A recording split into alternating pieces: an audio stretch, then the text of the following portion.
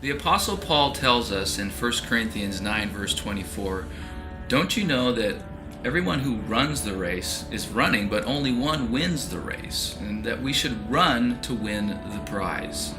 He relates the Christian life to running in a race, and the Corinthians would have understood that because back then they had this thing called, not the Olympic Games, but it was called the Isthmian Games, and so they could relate to that. But you know what? I'm not a runner. I don't really enjoy running, but my wife runs, and she used to run a lot of marathons, and they would always get some kind of medal when they finished.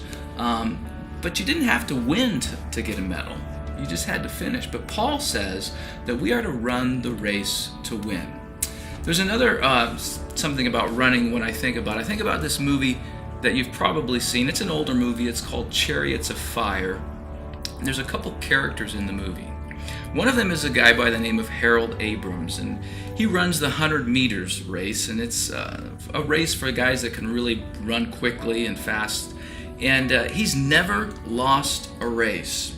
And he's going to go to the Olympics in France, but before that he runs a race against Eric Liddell. And Eric Liddell, he's the main character in the movie, but he loses the race against Eric Liddell.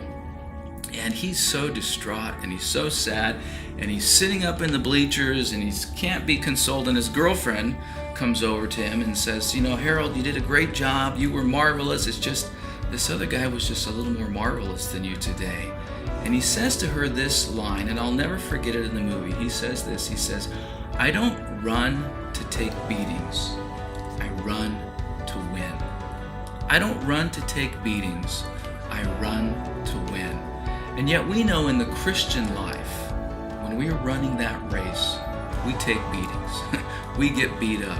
If you've ever run any kind of race, especially a long distance race, your body gets tired, your muscles start to hurt because they're taking a beating. And that happens in our life as well. And maybe that's you today. Maybe you're running the race. And Paul says, run the race to obtain that prize. Not something that's perishable, that's going to fade away and disintegrate, but it's a heavenly reward. It's a reward that lasts forever and ever and ever.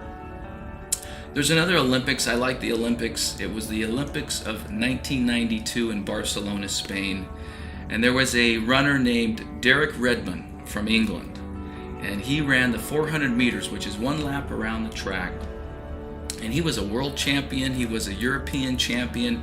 And the only thing that was missing was the gold medal.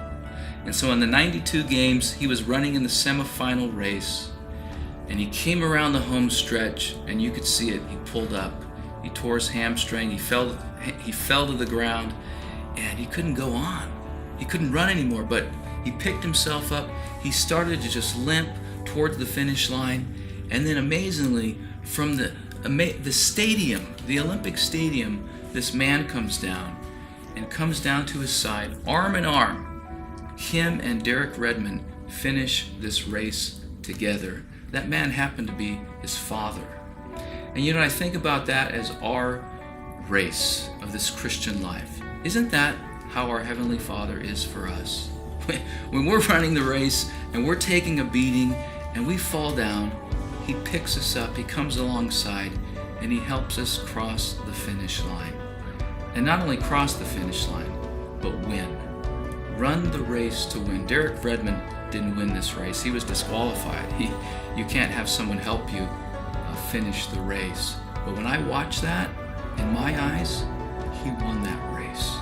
So I want to encourage you today in your walk with the Lord. Run the race to win for that heavenly prize that lasts forever.